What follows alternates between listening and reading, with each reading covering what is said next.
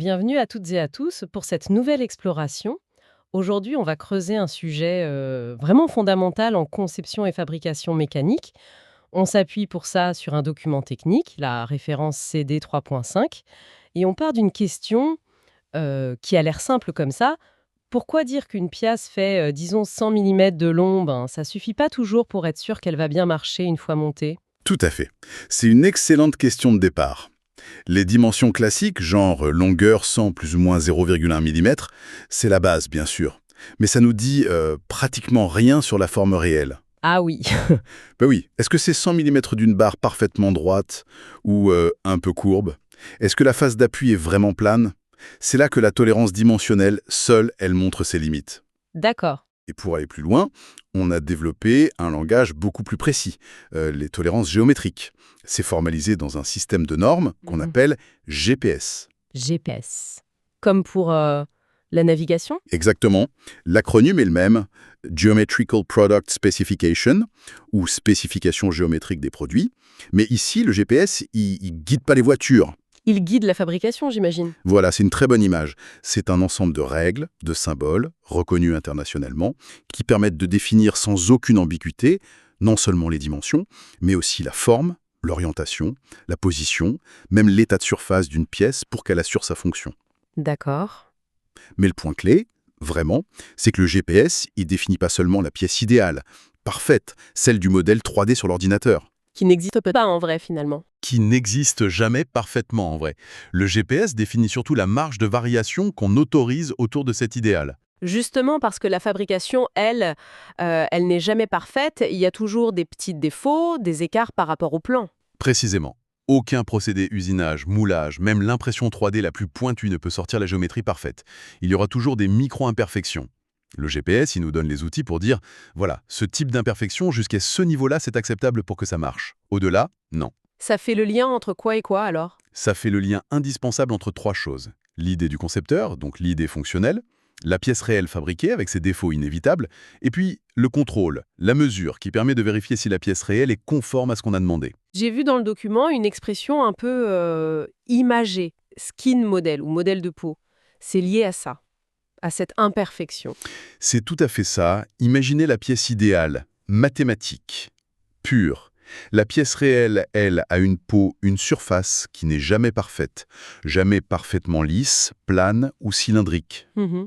Le skin model, c'est une façon de conceptualiser cette surface réelle, cette peau en 3D, qui enveloppe la pièce avec ses défauts, ses ondulations, sa rugosité. Le GPS, c'est le langage qui nous permet de décrire et de mettre des limites aux caractéristiques de cette peau, pour qu'elle reste fonctionnelle. D'accord, je vois. C'est une manière de maîtriser l'écart entre le dessin idéal et la réalité de l'atelier. Exactement. Gérer la réalité imparfaite de la matière. Bon, alors concrètement, comment on communique ces exigences sur un plan GMC? J'ai déjà vu ces petits cadres-là, rectangulaires, avec des symboles, des chiffres. Ça peut faire un peu code secret au début. Ah oui, c'est le cœur du langage GMC. Le cadre de tolérance. C'est lui qui porte l'info essentielle. Alors typiquement, il est divisé en cases qu'on lit de gauche à droite. D'accord. La première case toujours, c'est un symbole graphique. Un petit dessin qui représente la caractéristique géométrique qu'on veut contrôler. Par exemple. Un trait bien droit pour la rectitude, un cercle pour la circularité, deux traits parallèles mais penchés pour le parallélisme. Chaque symbole a une signification hyper précise. Ok, un dessin pour dire attention à ça. Et après? La deuxième case, c'est la valeur numérique de la tolérance, généralement en millimètres. C'est, en gros, la largeur de la zone de tolérance qu'on autorise pour cette caractéristique. Donc, si c'est marqué 0,05, Ça veut dire que l'écart géométrique total ne doit pas dépasser 5 centièmes de millimètre. Et bien sûr, plus ce chiffre est petit, plus c'est précis, plus c'est exigeant, et souvent plus c'est cher à fabriquer.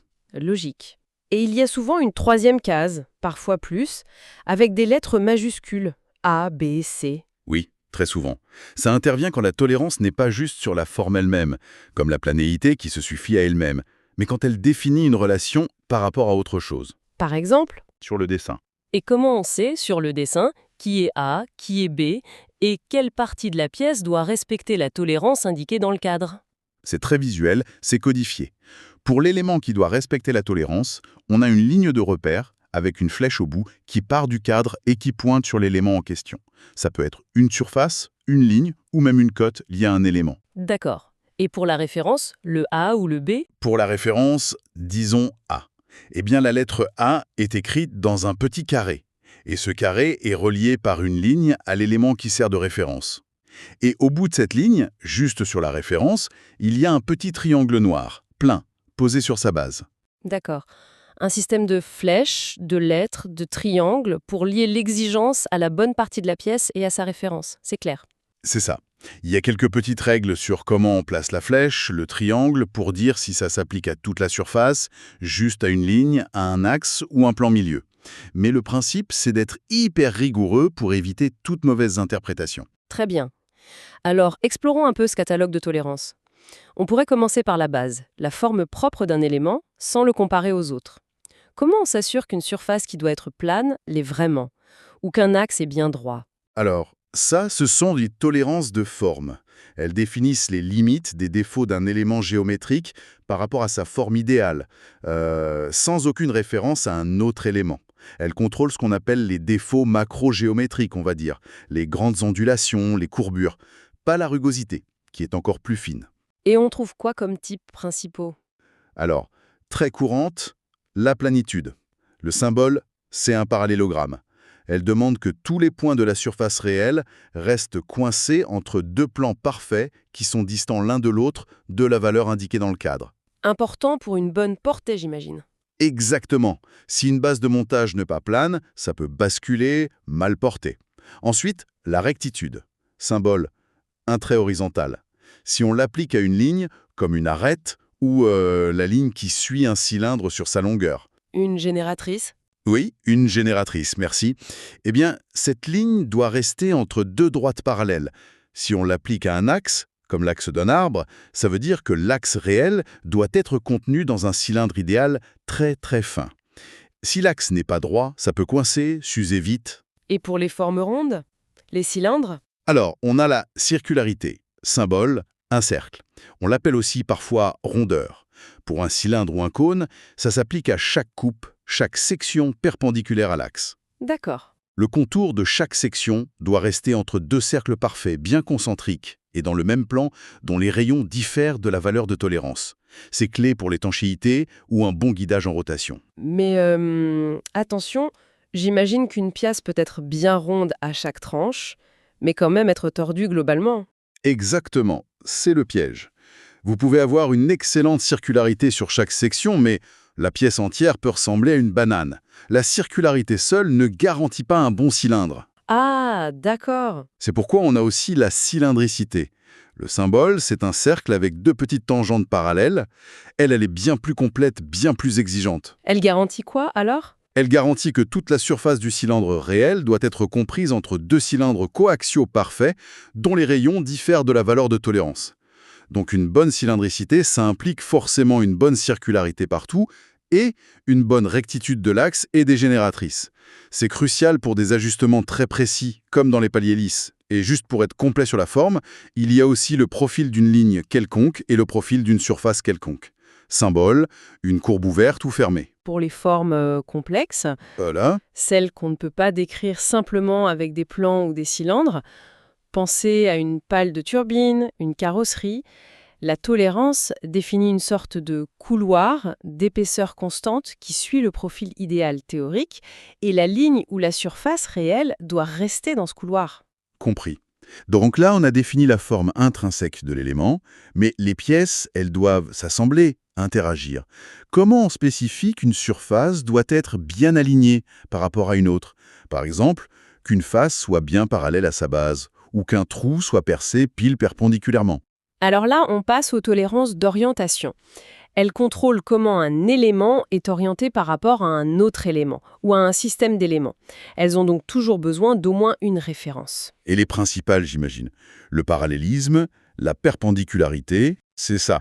Le parallélisme, symbole deux traits penchés parallèles, il garantit que l'élément qu'on tolérance, ça peut être une surface, une ligne, un axe, est contenu entre deux plans parallèles parfaits ou dans un cylindre, si c'est un axe tolérancé par rapport à un axe de référence, qui sont eux-mêmes parfaitement parallèles à la référence.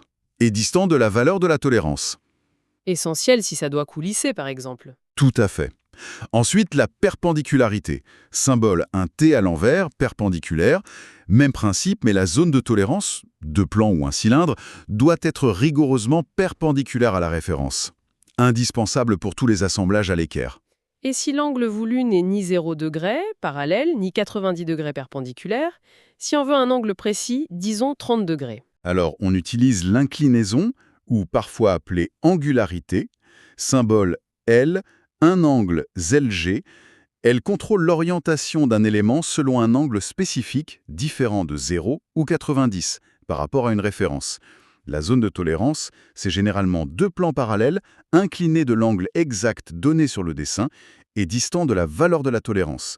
Ça garantit que l'orientation réelle est très proche de l'angle voulu. Par rapport au bord ou à d'autres trous. Ça, c'est le domaine des tolérances de position. Elles définissent une zone, un volume, dans lequel le centre, l'axe ou le plan médian d'un élément doit se trouver. Et cette zone est elle-même positionnée par rapport à des références. Des exemples? Un cas très important, la coaxialité ou concentricité, symbole deux cercles l'un dans l'autre, O. C'est vital pour les arbres et les alaisages qui tournent ensemble, pour minimiser les vibrations, le désalignement. Ça demande quoi? Ça demande que l'axe de l'élément tolérancé reste contenu dans un cylindre idéal très fin, dont l'axe coïncide parfaitement avec l'axe de l'élément de référence. Une tolérance proche, mais pour des formes non rondes, c'est la symétrie. Symbole, trois traits horizontaux superposés, triple. Par exemple, pour une rainure de clavette, on veut que son plan médian soit bien centré par rapport au plan médian de référence. La tolérance définit alors une zone entre deux plans parallèles, symétriques par rapport à la référence. D'accord. Et pour positionner, mettons, plusieurs trous de fixation. Il faut qu'ils soient tous bien placés, les uns par rapport aux autres et par rapport au bord. Ah, ça, c'est le travail typique de la localisation. Symbole, une croix dans un cercle comme une cible plus. C'est sans doute la tolérance de position la plus fréquente.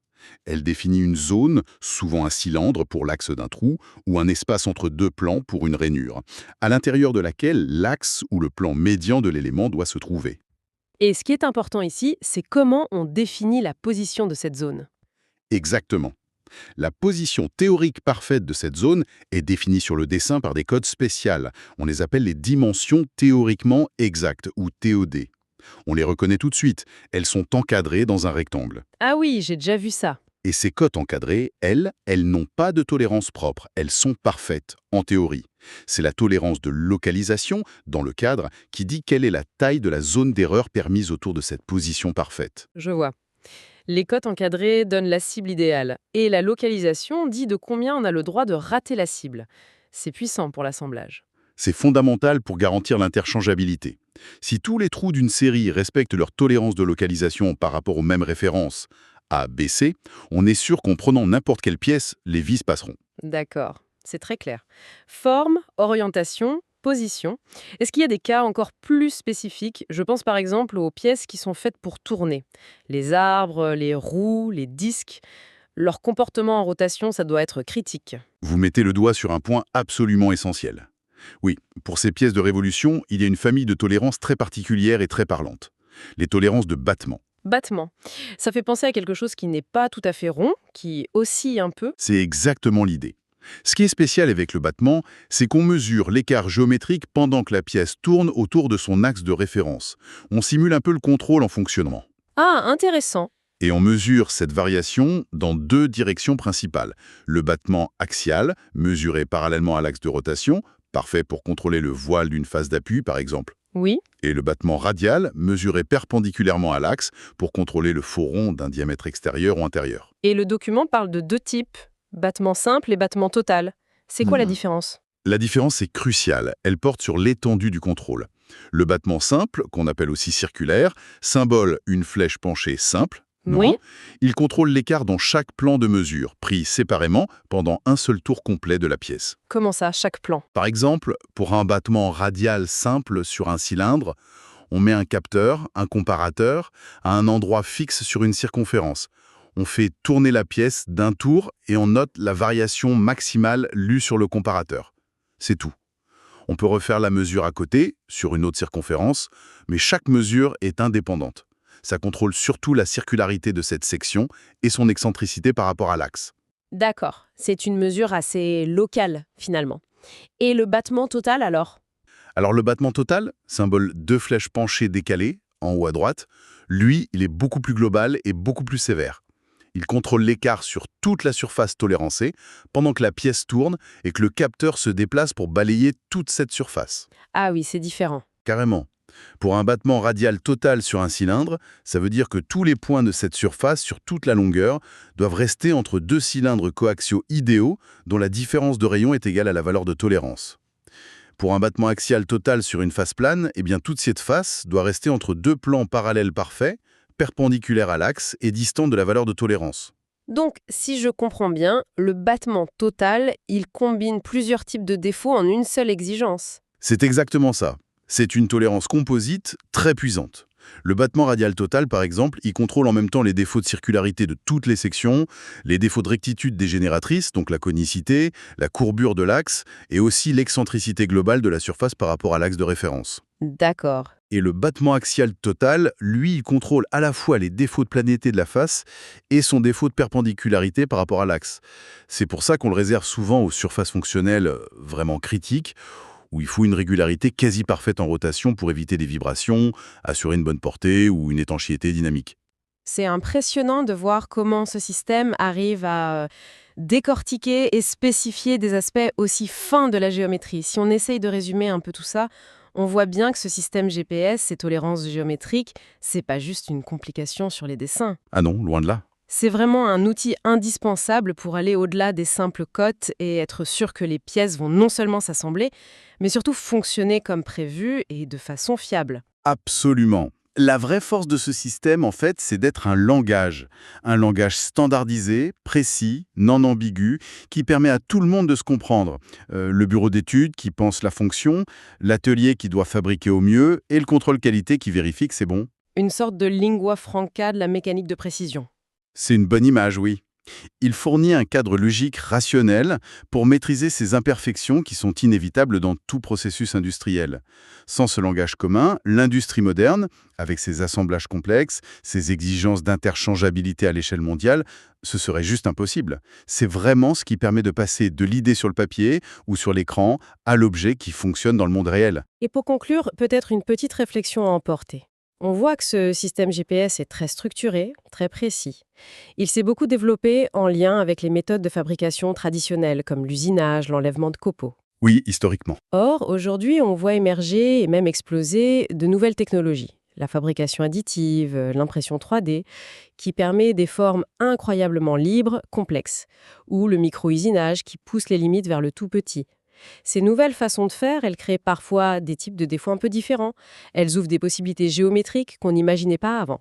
C'est une excellente question. La question qu'on peut se poser, c'est est-ce que ces principes de tolérancement géométrique, tels qu'on les a décrits, sont toujours parfaitement adaptés, ou est-ce qu'ils ont besoin d'être complétés, peut-être même un peu repensés, pour bien intégrer les spécificités et tout le potentiel de ces nouvelles méthodes de fabrication?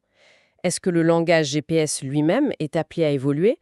Voilà, c'est une piste intéressante pour l'avenir de la conception et de la production. C'est une réflexion passionnante, effectivement. Le besoin de maîtriser la géométrie reste, mais les outils pour la décrire et la contrôler devront sans doute s'adapter.